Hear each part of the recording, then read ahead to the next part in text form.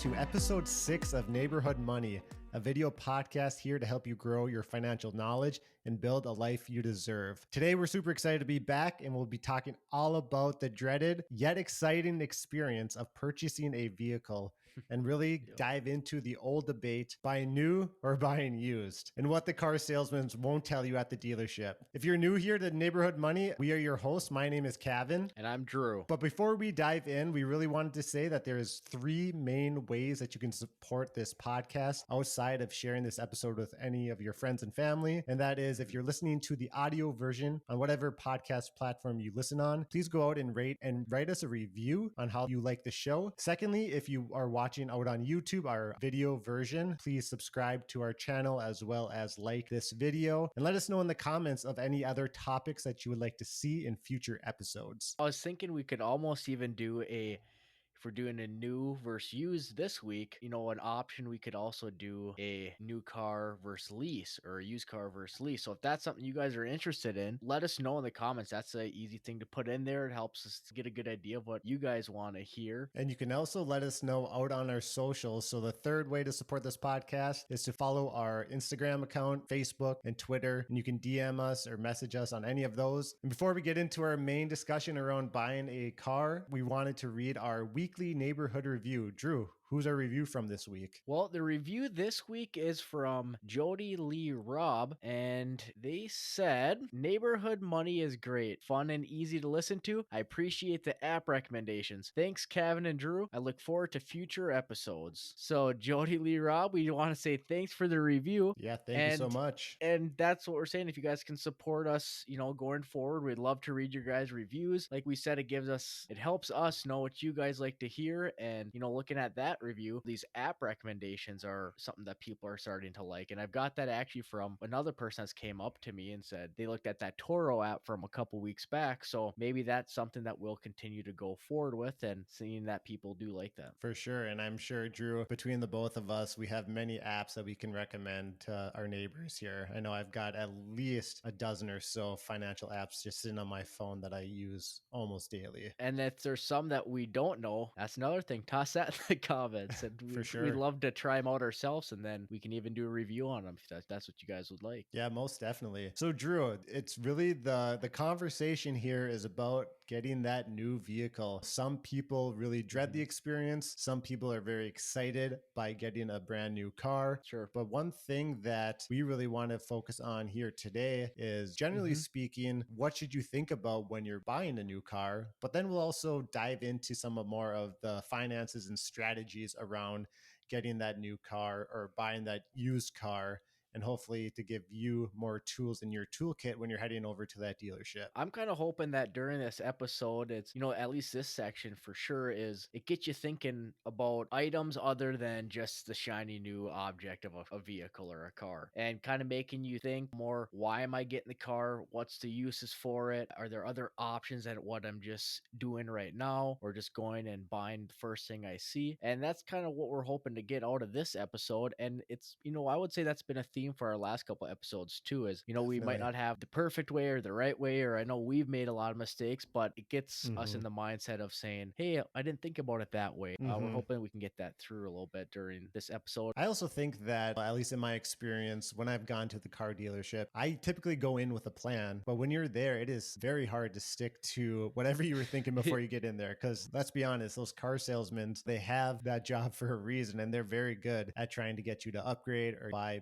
potentially out of your price range. So, Drew, thinking back when you've gone car shopping, what do you think about when you head over to the dealership? Well, I think a lot of times my mindset's always on price and budget side. I know when I've gone with my wife, she looks for a lot more of the comfortability of it. Yep. But it's something that we have to think about too, is, are you driving to work? So do you want a car with good gas mileage, good wear and tear? Are you planning to have it for a couple of years? And then, there's not only just the price price that goes into these cars. There's a lot of things you have to figure out with it. If you get a brand new car, your insurance is going to be a little bit higher potentially. There's Right. going to be title changes, there's going to be taxes involved. So there's just a bunch of other little items to think about. You hit it on the head there with you have to really find a car that really fits your situation. I think it's really important that before you even get into the dealership, you really write down, okay, well, what are your needs in a car? And what are Hmm. some of those wants? And then what are some of those nice to haves? And like Drew, you were saying, you Hmm. take all that into account when you decide on a budget of car that you want. And I think that's another Yeah. really big, important piece is making sure that you define what is your max amount of money that you're willing to spend, and not max amount per month, but really you need to consider what that Hmm. out the door price is. And what that is, it's not just the amount that the car is, the sticker price, it's really the car, the taxes, and all the other fees that go along with buying a new car. And I think, like you were saying too, you might have a plan going into it, but a couple things you want to think about as well is these guys sell on a day-to-day basis. You only Mm-hmm. go in there potentially every year, couple years, every 10 Right. years, whatever it may be for you. And then on top of that, what you also have to think about is these car dealerships, I mean, they make money on their cars, but that's not their big money makers. Their big money makers Mm-hmm. are their financing,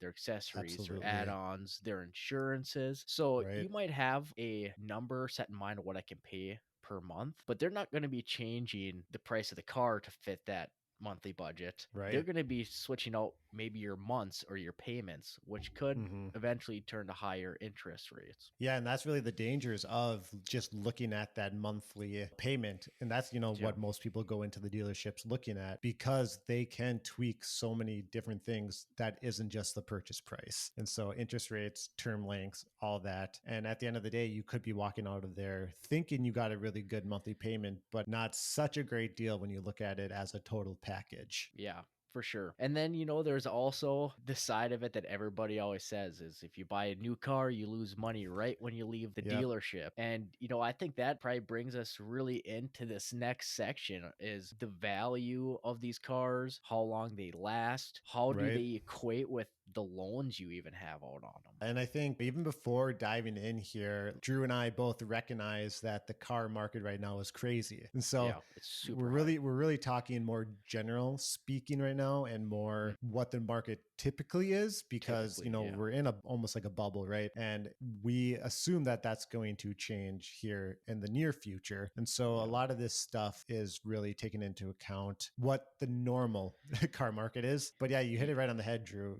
Taking the value of the car, super important. So Mm-hmm. the number one thing to think about, especially when you buy that brand new vehicle, but really anything with a motor, is the Yeah. depreciation of that asset. Yeah. And what depreciation is, it's really just the amount of money or amount of value that your asset loses each and every year. It's for easy way, it's the amount somebody else is willing to pay for it, or the amount that insurance company is willing to pay for it. The reason why vehicles go down in value is because they don't last forever, right? Yeah. And A so lot of wear and tear. yep, a lot of wear and tear, especially if you're driving heavy miles. So if you drive your car for 1 year, that's 1 year less of life in that vehicle. And so it's going to cost less at the end of that year. So to give you a little bit of an example, this is more general, but typically speaking, when you look at car depreciation, your car will depreciate about Mhm. 20% after its first year. Yeah, I've even heard some people say, when you drive it off the lot, it's between that 10 to 15%. So you're losing that huge chunk if you're buying a new car. In Right. normal circumstances, it may be different in today's market. So your big chunk of it's coming right when you drive off the lot. And then the rest of the year, you may have that extra 5% that comes off, Exactly. typically So if on average. so if you look at brand new cars, on average cost about 40 grand. Okay. So if you take into account that just that first year of depreciation, that's about $8,000 that is out of your net worth or out of your Phew. pocket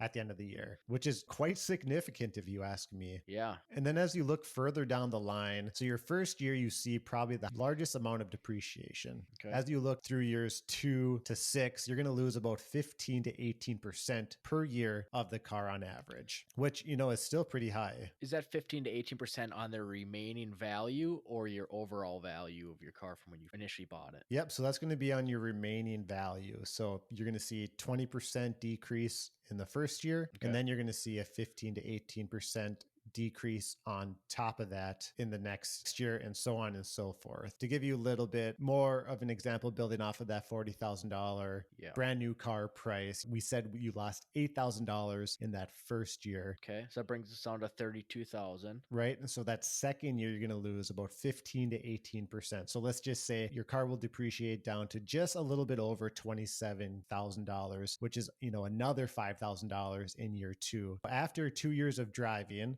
you're already down $13,000. Just for driving and wanting the new shiny toy. Absolutely. A really good thing to bring up when we're talking about depreciation is your loan. If you finance your vehicle, you take out a loan, your loan is not going to decrease as fast as your depreciation in your car does. And so what this is called is it is called being underwater in those first few years until your loan catches up with your car's value. And that can be pretty problematic. Yeah, it can be. There's a couple sides of it. One is if you end up losing a lot of value of your car and you total it, your insurance company is going to be giving you money for the value of your car, not Right. for your loan amount. So if Yes. you don't have the potential gap insurance that is going to be covering the difference between the value of your car and difference of your loan payment, then you're stuck without a car or a cheaper car and still an outstanding loan on that vehicle. So that's one issue that definitely can come up. Drew, if we look back at our example, right, if you get in an accident at the end of year one, your car depreciated $8,000, and let's just say for sake of ease, you took out $40,000 worth of your loan and you only paid back $2,000 of that. Well, there's going to be that $6,000 gap if you total your vehicle that you're going to have to come up with. Absolutely. And then, there's other side of it is if you're somebody that likes to trade in vehicles a lot, you're just adding on to this loan and maybe your payment seems a little bit cheaper because you've had more money down or you got more money for your vehicle. But if you keep doing that, eventually you end up having to pay the piper.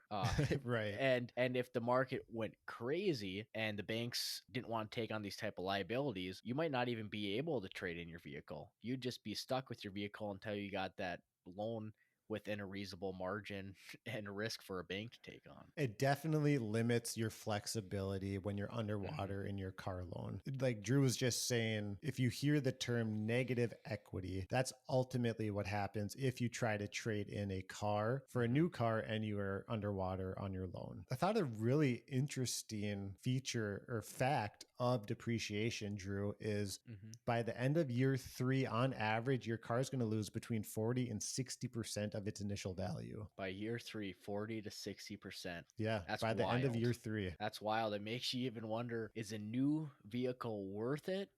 Are you fine with just maybe taking, a couple less features or whatever it may be? But, that 40 to 60%, you can either look at it as losing a lot of money or a great opportunity for you to be in a good market for that. Yeah, and that brings up a really good timing. That 3-year mark is typically when you see a lot of leases end. And so that's true. This gets really into the debate around, should I buy new? Should I buy used? In my personal opinion, I'm a huge believer of buying used when you're trying to build wealth. I look at vehicles as being such a negative impact on your goal of building financial stability and financial freedom. Let's just say that every time you want to buy a brand new car, you look for a car that's just coming off lease. So it's just coming out of year three. It's depreciated by 40 to 60%. The person that actually has or had the lease paid for that depreciation. So now you're buying a car that's 40 to 60% of its initial sticker price. In a typical market. And it's got newish features, 3 years old isn't that old. I know now the technology is exponentially growing, right, Drew? But so you still have newish features. And you have to think about it too. Most of these people that come off a lease, if something wrong with it, there's a good chance that it was covered by some type of warranty. So they're taking good care of it, and they understand that they're either getting a new vehicle or, they go to a different lease, whether or they keep the vehicle. But I mean, if they don't keep the vehicle, they'd probably think it's not their vehicle, and so they're going to take extra good care of it. So when they do switch vehicles, then they'll be like, all right, we saw you took care of this one, so we're able to, still work with you on a potential new lease. So then you also know that these 3-year-old depreciation looks really really good. You're getting good value for Mm-hmm. your car. There's well maintained. Right. Most of the maintenance that happens in those 3 years are already taken care of. So, I Mm-hmm. mean, it's just, in my opinion, a really good value. Yeah, the maintenance has to be taken care of. Mhm. Leases, they're limited to the amount of miles they can drive per year. Yeah. It's just all in all a really good option if you're looking for a new vehicle or if you're in the market for a new vehicle. I'll just add one more thing before we move on is something else to think about too is some people they might feel weird or they don't like when there's an owner before them, but off of these leases, they're not going to personalize it. It's not going to be their style vehicle. I mean, you can find the whatever vehicle you want that's coming off of that lease, and maybe it does have that one owner, but it's going to be feeling like you're going into a brand new vehicle. I mean, it's coming from a dealership. They Mm-hmm. took, and like I said, it's well taken care of. So, Drew, I was really interested when we were planning for this episode, and I wanted to pull together a little or another example for our neighbors here around this topic. And I found that the average American over the course of their life owns 13 cars. And so I was really Okay. interested. I'm like, okay, well, what's the difference between if you bought a brand new car each of hmm those 13 times versus buying a car that's 3 years old, potentially just coming off of a lease, and hmm you're, saving that 40% depreciation. Yeah. And actually, what I found out, Drew, is that if you buy a 3-year-old car, every time you buy a car, Okay. using our example where an average car costs about $40,000, Okay. 40% depreciation over 3 years is about 16 grand in savings per vehicle. When you sum all of that math up, it's hmm actually going to be a lifetime saving of over $200,000. $200,000? Yeah, isn't that crazy? Just to Man, have a 3-year-old car each time you buy a new one. that's one area when you hear 200,000 and over that lifetime, that brings into a good point that kind of made my mind start thinking about it is there's a lot of people that maybe they feel like they don't have the extra money to put into retirement. This could be as simple as going from used compared to buying new and then just taking that extra cash and putting it towards your retirement. I mean, Right. just cash alone, that's not interest or that Right. opportunity of making higher returns. I mean, that's $200,000. Yeah, that's a very good point. Just think if the next three vehicles, you Yep. bought a 3-year-old car and you saved the, whatever, $16,000 and you invested that, that's Yep. going to grow to be a significant amount of money in your retirement. Yeah, and I think you were saying, so what was that example? You said by year 3, it's about $16,000 you'd save between Yep. buying new and a 3-year-old vehicle. Yep. So even thinking that way, $16,000, that's a lot of money Yeah. right there. So I mean, Yep. that's even neat to think about on its own. And a lot of people Mm-hmm. may always say, well, this new one, the payments are only a couple $100 Right. difference.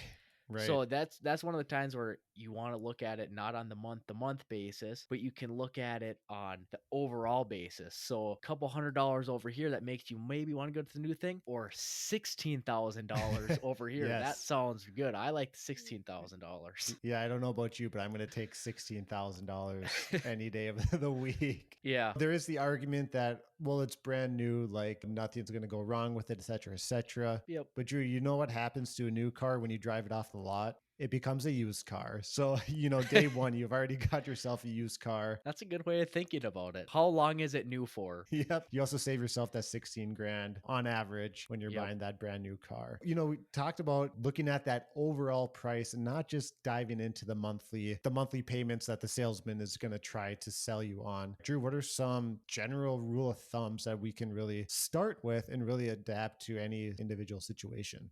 As we walk into this, the first part is just generally talking. This is you walking into dealership. So why am I getting the vehicle? What's the vehicle for? Right. How much depreciation is coming off of it? And then you can think to yourself, all right, how much can I afford? And I think that's what a lot Mm-hmm. of people initially just go to right away is what can I afford? And a good benchmark from what I've seen is there's a rule, it's called the 24 and 10. So that means you want to be able to have enough money to put 20% down on. Yep. You don't want to do more than 4-year loan, Mm-hmm. and it's no more than 10% of your take home pay. And I really like to take this 24/10 rule. I really like to increase that 20%. So the amount you're putting down, I'm actually a big fan of paying cash for a car if you can, Mhm. especially if you're going to finance and not invest the difference. I think paying Mhm. cash and not having that loan on you is a huge benefit to your financial position. But I do recognize that, financing can have its Mhm. advantages. And so I like to see that Mhm. 4-year term down to 3 Yep. personally. Yep. I don't like having a loan out on a depreciating asset any more than 3 years, but I think that 10% of your take home pay is a really good rule of thumb because it really drills down into how much can I actually afford in a vehicle. And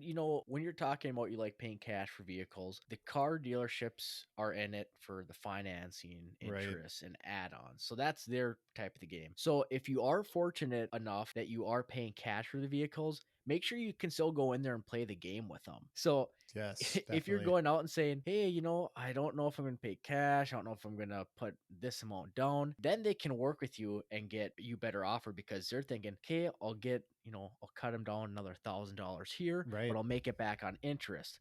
Little do Mm-hmm. they know you're paying cash. If you're just Yep. saying cash right away, they're not going to work with you because they know they can't make any more money off of you. Right. So make sure you are playing your cards right.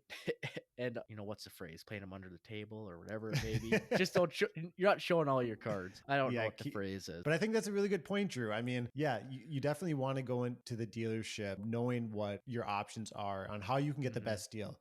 And even if you are a cash person, you Yep. might still, if you finance, be able to get a cheaper car. And you know what Yep. you can do the next day or, the next month or the 2 months later? You can Yep. pay off that loan. As long as it doesn't have a clause saying no early payment. So make sure you check Yep. that out too. That is a good point. Most likely they won't have that clause. I don't Yep. think they really include that a whole lot anymore, No, but not too much. financing is where they make the money. So if you can get a few grand off by Yep. financing and then you come back in a couple of months and pay it off in cash because you don't want that liability on your personal balance sheet, I think that's a Yep. really good option. And it's actually a really good way for you to have buying power when you head into those dealerships. On top of these, this 24/10 type of rule or paying cash or, what fits inside of your budget. One thing I think both Cavan, you and myself have talked about this is if you're going to be doing this, try to shy away from using your emergency fund or dipping into any Mhm. type of retirement. That is so huge. So when you're thinking about your down payment, Hmm. it can be pretty tempting to say, if I just put a little bit more down, I can get a little bit more of a car, but I'm going to have to dive into my emergency fund. You don't want Yep. to do that. Your emergency fund should really be looked at as this thing that I am never going to touch and I hopefully will never have to touch. And so it's really not a good option for a car or any really purchases outside of a true emergency. When you think about when you're financing your vehicle and you're getting into your monthly payment, you don't want to have a monthly payment so high that it's going to take away from any retirement saving and investing you're currently doing. And the Hmm. real reason there is you might be thinking, well, hey, I'm only going to finance this car for 3 to 4 years. What's the harm in decreasing my retirement investing for the next couple of years? The Yep. harm is compounding interest, and you're going to lose a lot over the course of your working career just by decreasing your investing in those 3 to 4 years while you're paying off this car. No, that's a good point there. It's very tempting then when you get into the next time you buy a new car to do the same thing. Personal finance is mostly just personal habits. And so if you can get into the really good habit of, hey, I'm going to have an emergency fund I'm not going to touch. Yep. I'm going to have my retirement savings and investing that are going to be consistent and they're going to fit into my budget. Those habits that you Yeah. build are going to play a huge benefit in your personal plan. I think even too when you're talking about that saving size, I know there's some people I'll talk to and they can say that, I'll have a car payment for the rest of my life, so why not just have a nice vehicle because I know I'm already going to be paying it. Right. But I think part of this episode is, it can even get your mind thinking of saying, hey, if I can get a lower payment on this car, I can pay it off earlier, and Mm-hmm. you just hold on to the car a little bit longer, and instead of you're not paying the bank anymore, paying off your loan anymore, so just put that into the savings every month instead of putting it into something else, or you want to put it into your retirement. But instead of just Right. spending it, you have that extra money that maybe that's going towards your next car. So now you're going to have value from your trade in from your old car plus some money saved up. And now that next car, you're not going to have much left on that loan. You're not going to have to take out a lot. You might even be able to pay cash. Yeah, that's a really good point. And so if you do end up taking out a loan, a really good rule of thumb is not to have the amount of debt that you're paying off each and every month, so including your new car loan, that should not exceed a third of your take home pay. So we did talk about 10% of your take home Mm-hmm. pay can be allocated towards a car. But if you Mm-hmm. have student loans, if you have a mortgage, credit card debt, all of that has to be combined and should be less than a third of your take home pay. And just going back, just touching a little bit back on interest rates, and you like the 3 year. There's a good rule of thumb of that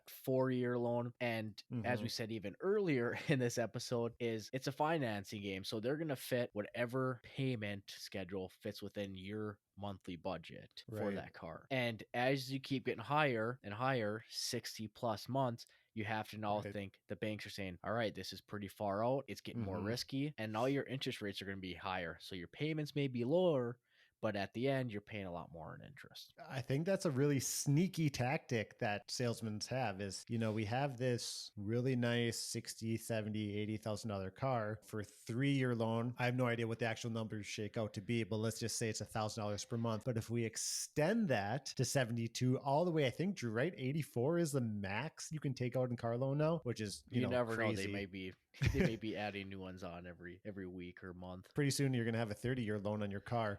But when and you then get to car prices are going to be going up to $200,000. So now we've now gone through the general side of it, depreciation on it. Maybe how can you fit it in your budget, or what's a good benchmark to think about? And I think now just a natural flow is just maybe we can just talk about some positives about these buying new, or positive about buying potentially used. I mean, if you want to start out with some of the items, if you were to buy new, if it was something that you wanted to do, what were some of the things that you would think about? So if I was buying new, Mm-hmm. the first thing that really pops into my mind is it's very easy to shop for a new car. And what do I mean by that? When you look across dealerships, you're basically gonna get the same car. It hasn't been driven. Sure, it's been test drove, less than 100 miles, probably less than 50 miles. But at the end of the day, you know what you're gonna get when you're buying a new car. So it makes it very easy to shop around and say, I'm gonna go to this town because they have this car that I've already test driven and I like it a lot. It's brand new. Yeah. Now, on the flip side, when you're looking at a used car, it's very challenging to shop for a used car because no two used cars are the same. And so you're going to have to test drive each one. You're going to have to get it inspected by a mechanic and making sure that everything's up to order, making sure that, it's been maintained and maintained appropriately over the course of its life. So there's just a lot more steps when you're buying that new or buying that used car. I think that's a very good point of saying no two used cars are the same. So they might be the same make, they might be the same model, they might have similar miles on them. But who is the driver behind it? How many owners did they have? Did they drive it super hard? Did they drive it in the city a lot? Or are they a heavy braker? Did they brake like really fast? Right. Did they accelerate super fast? I mean, all of that Exactly. stuff goes into it. I mean, I think about just in Minnesota alone, all the rust under our vehicles. You could find my same truck down in Florida and it's going to be pristine, no rust or anything. And up here, there's just so much salt and so much gravel, sand, water. It's just crazy. Yeah, and I think when you're buying a new car too, Drew, it's really that ease of mind, and I think that goes hand in hand with it's easier to shop. Yeah, there's a ease of shop is great on it too. You kind of get some of those newer features with these newer vehicles. If you really wanted to, you could go online and you could build the exact vehicle you want. You might have a dream vehicle and you could say, I want this feature, this feature, this feature, and it's going to be mine. So that's always a pretty cool side of it. And then, there's always that side you always hear all the time. It's like keeping up with the Joneses, and whether it's subconscious or not, I think there is something inside all of us that just kind of wants to have like the newest, the best, the greatest. And I would probably say as we grow in our journey, I'll probably eventually want to have all like the, the newest features and the newest vehicle. And, but it's going to have to fit within our life and our wealth strategy, I guess you could say. And right now, it's just a vehicle for me is not a high priority. I have a lot more priorities that have to get set up now. So then hopefully I can in the future, reap the benefits of that. I think it brings up a really good thought exercise exercise of why are you buying a new car? Is it because it truly brings you value in life? And if so, great. Or are you buying a new car because you think it might make you look better in front of your friends, or it might make you look more well off in front of your family? That can be really problematic, especially when you're in your younger years while you're trying to build wealth. But Drew, man, I completely agree. Like, I'm a techie guy. Don't get me wrong. I'm nerdy. Love the video games and all that stuff. I would love to have a car decked out and all the tech, but like you were saying, it just doesn't fit into the budget right now. And Yeah. once you grow your wealth to the point where you're like, hey, like this is on autopilot now, go ahead and buy that new car. Go ahead and, buy the 60, 70, $80,000 dream car that you're looking for, Yeah. because it's going to be less of a percentage of your net worth, and it's really not going to impact you all that much financially. I'll probably slip one more thing into this new car side is, it might actually be a positive for your job. If you're some type of a salesman and you have to go to certain parts of the country or certain parts of cities or certain clientele, I mean, Right. it might need to be saying, hey, well, that salesman over there has a really nice vehicle. That means he must be very successful, must sell a lot. I want to go and buy from him, whether it's truth or not. But it's kind of one of Yep. those, what they say, fake it till you make it. And they might get enough of those sales where that cars gets paid for pretty fast. But just be careful. Make sure that you're actually making the sales with that new car, right? So like make sure that you're staying inside of that 10% of your monthly take home pay. But yeah, it's basically that marketing. So if that works for you in your situation, that's awesome. But Drew, let's really change the topic now. And what are some of the positives to buying a used car? Well, I think some of the ones I always think about is insurance and Right. registration and tabs. Mm-hmm. I know for my vehicle, I got my insurance right now. It's really nice and low. I don't have to think about it too much or save too much for my insurance on a monthly basis. I mean, right now I'm fortunate enough where I could actually pay for it like every 6 months, but it's an older vehicle, so my almost my what I pay every 6 months might be some people's new vehicles every monthly insurance. True. Yeah, I mean, you just never know. And then, the tabs are another one that, every year it comes up and every year they keep going down, which is I like to see personally. And that's just something that I don't think it's built into that monthly payment of your vehicle. When we say the 10% of your take home, that's not just the payment of the car. That's your insurance, that's your tabs, prorated per month. Yes, your payment, etc. So those are two huge ones I always think about as a positive for used vehicles. And I think, insurance and taxes and all that you really have to consider when you are buying a car, whether it's new, whether it's used. But I'm totally on board with you, Drew. Having lower insurance, having lower taxes, always great. Keeping your driving expenses as low as you can to comfortably get around in a vehicle, to me, is really the name of the game. And, I think it's just, as we said earlier, I mean, it's worth bringing up again here as a positive. Like we said, after that, 3 years, it's worth 60% less than when you initially bought it, or 40 or, 40 to 60%. So right off there, you're saying it's a lot cheaper too. So now that we talked to new and the used, what are your takes on this new current environment? We keep talking about in typical markets. So that must now lead us into saying, okay, are they saying we're not in a typical market right now? And I think this is a crazy market. Yeah, I mean, so where we are currently, if you're not familiar with the car market, is because of the global pandemic, car manufacturers, specifically their supply chain, looking at chips that go into cars, those really got shut down or decreased their volume of output during the pandemic. And so what that led to is less new cars coming on market. And now that we're recovering from the pandemic, not that the pandemic's over, but manufacturing's up, they weren't able to ramp up production in time to really meet the demand of the car market. And so where am I going with this? It ultimately, at the end of the day, is saying that supply of new cars is way, way down. And it's primarily because of there is a massive chip shortage that ultimately goes into those new vehicles. And so that's really pushing the supply side down. There's that, supply side of it. And then there's also, talking back a little bit on more of the demand side of it is, I think there was some people that were used to maybe a lot of traveling and they maybe were more comfortable doing that on flights. And maybe they're not as comfortable now on flights. And you're seeing a lot of people saying, hey, let's just take road trips. I can work from home. So let's take the car. Let's take a road trip. Let's go over here. And I'll just work as we drive or as we park, or I can, work at the lake. And Right. even that drive like to and from the lake or to and from wherever you're going is, I think, another reason if people were maybe put more miles on and just wanted a different vehicle for that. And also, the savings rate of Americans actually went up during the pandemic. And the reason, right, Hmm. is because people weren't going out to eat, they weren't going on their vacations, et cetera, et cetera. Hmm. So savings rates are way up. So now, a bunch of Americans, that were fortunate enough to continue to have an income during this time, Yeah. they have a lot of cash on hand. And so they're like, hey, I've got this excess 10, 15, 20 plus $1,000. Let's buy a Interest new rates are car. super low.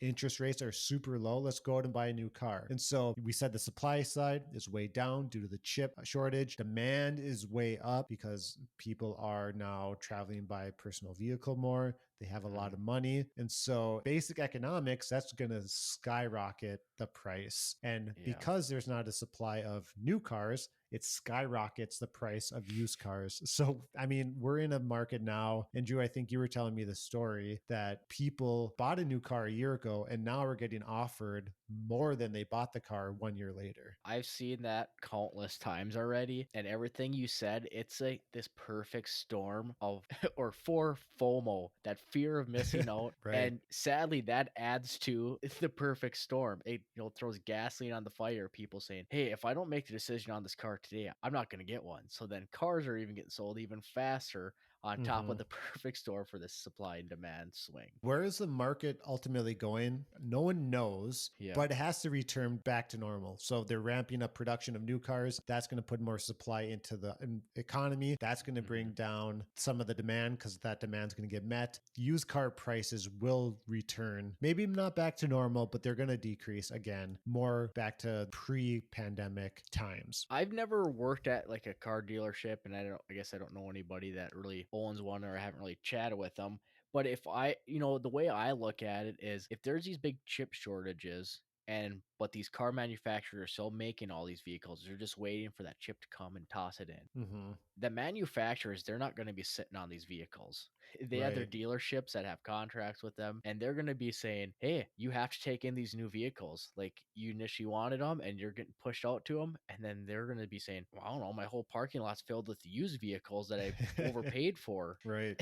And so I think they're going to have not enough room on their parking lots. They're going to be stuck with a lot of these used vehicles that they overpaid for, Mm-hmm. as the market could be getting back on itself. So they'd be, oh, now I got to take a bath on all these used vehicles, but I still got to sell all these new vehicles. Right. And I think that correction will be coming as well. I don't know if it will be this year, next year, year after, but the way vehicles have been appreciating, it makes zero sense to me. I know what, when you go and look for a vehicle and a used vehicle is only a couple $1,000s less than the new vehicle that has no miles on it, never been Mm-hmm. driven. I mean, that doesn't make any sense to me. So, what can our neighbor here really consider if they are in the market for a new car or are thinking about getting into the market for a new car right now? I would, if you're in the market right now for a vehicle, there can be a potential argument for a lease. I'm not a huge believer in leases, but Mm-hmm. it'd be a way to potentially hedge against a bubble burst, where you could say, Sure. all right, if when the next 3 years this thing goes down, I don't have to sell it, or I don't, for way less than I bought it for. You're not really having much of a trade in value because, it being on that lease. Mm-hmm. So, there's that option of it. If you can weather the storm, I would say weather the storm. I wouldn't Yeah, I want agree. to buy right now, but you might have to. I mean, it might just be a Mm-hmm. reality that you have to. I would say, who cares what it looks like? Buy a beater. Yep. Buy something cheap, something you can afford that already lost a lot of value. You're not going to be getting much more out of it. Hopefully it's well maintained, and use all that extra money and just save it to the side, so when prices get back into reality, that's when you can make a move, be in a position of power on that side of it. I think that last one is really a really important one to me. If I was in the market for a new car, a new to me vehicle, is I would look for a car that, maybe is 5 to 10 years old, knowing I'm only going to drive it for a couple of years. And at the end of the day, it's ultimately looking at what is that out the door price when you're buying that car, and buying that 8 to 10 year old car for the next couple Yeah. of years, you're going to lose a lot less money than if you went out and bought a used car or even a new car and then turn it around and a used car in a couple of years from now. And so I think Yeah. just keeping in mind, what we talked about earlier around, out the door price, and ultimately how much you can save. And it might be a really good option for you to take that older car for the next couple of years if it can fit into your situation. And if you Yeah. can't hold off until the market, corrects and goes back to a little bit more of normalcy. So say the future, every, market goes back to, quote unquote normal. What would be, in your opinion, the vehicle you'd look for? Maybe not make or model, but, Right.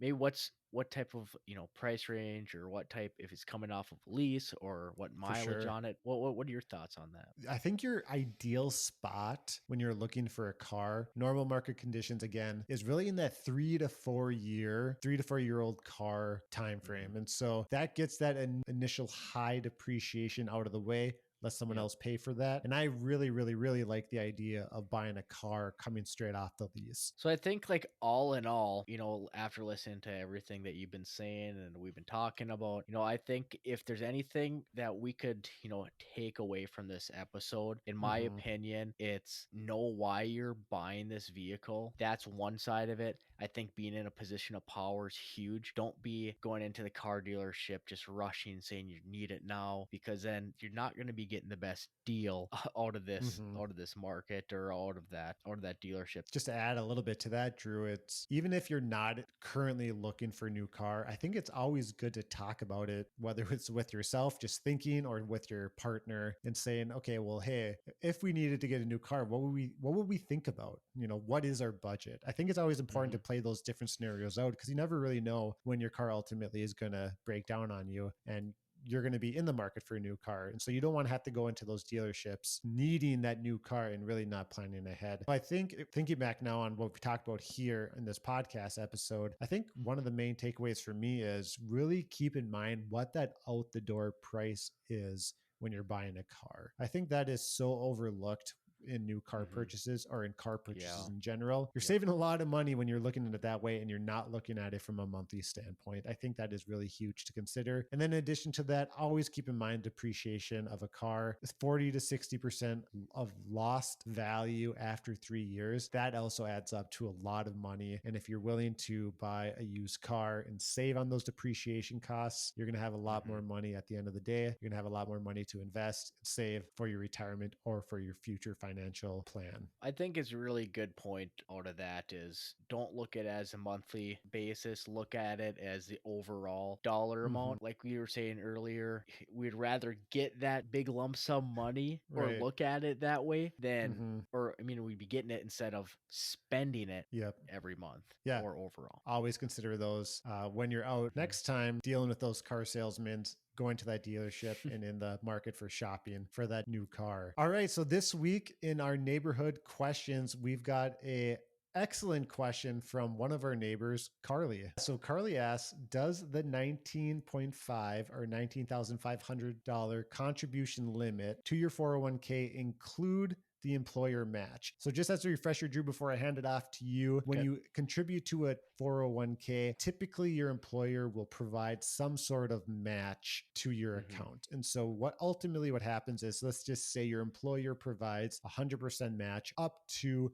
6% of your annual salary, meaning that if Hmm. you put in 6% into your 401k, your employer will also match that dollar for dollar into your 401k. But I think here what Carly's asking is, do you combine that amount of money when looking at the 19.5 contribution limit? Just to make it, I would say, as simple as possible, that 19.5 is just the employee. So if you're looking at the employee and what the employer can put in, that's upwards of 58,000, or up to that 100% of your salary, whichever ends up being lower. There's a couple other rules behind it, but it's just a general rule. For Mm-hmm. our neighbor Carly, we would just say that 19.5 is just your personal as an employee contribution max, Mm-hmm. and the employer then can add on top of that 19.5 all the way up to that 58,000, or 100% of your salary, whichever is lower. And always remember each and every year to take a look back at this or continue to listen to Neighborhood Money because I'm sure we'll update you on any changes to these.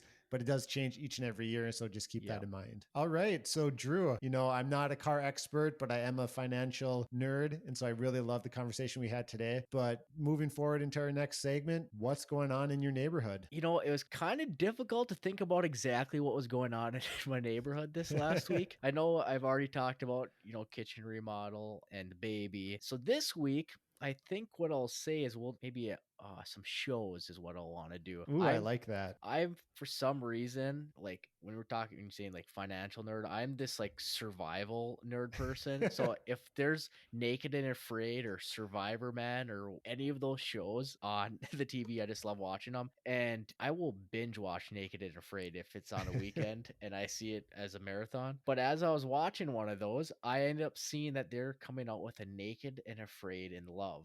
I didn't get too Oh, much detail geez. about it, but it sounds like Bachelor in Paradise meets Naked and Afraid. And it has caught my attention. And when it comes out, I'm going to be watching that one. So not only do they have to be naked and not only do they have to try to survive, Yeah. but they also have the chance at love.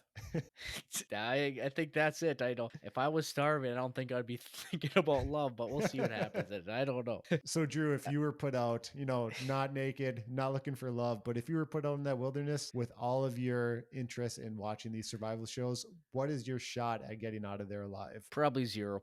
I'm probably dead the next day. I'll be sitting on the couch eating Cheetos and be like, oh my God, I can't believe that person tapped out. Yeah.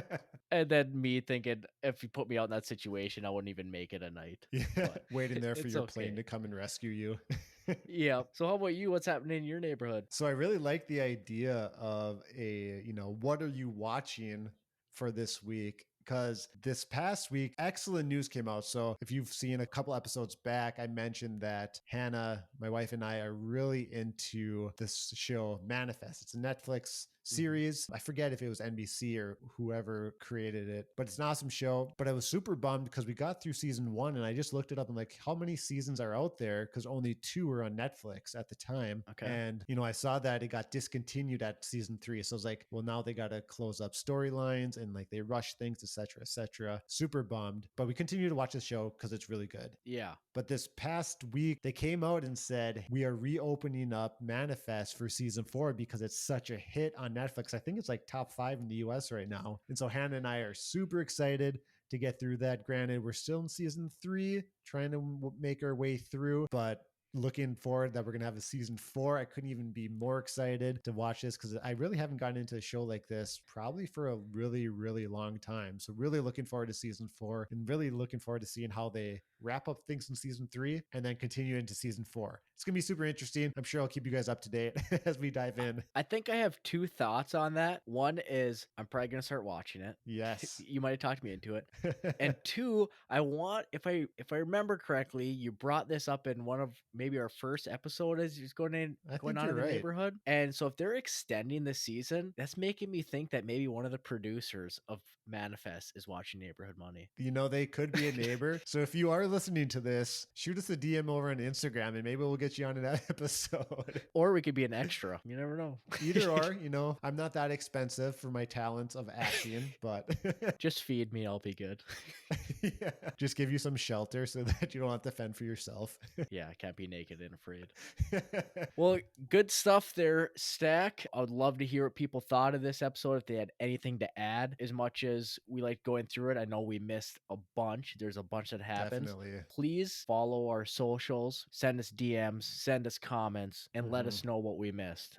That kind of goes on with us saying we really appreciate, going on Instagram, Twitter, Facebook, YouTube, and just subscribing, following us, leaving reviews on our podcast platforms. It's greatly, greatly appreciated. Definitely. With all that said, that wraps up this week's episode, and we will see you next week in the neighborhood.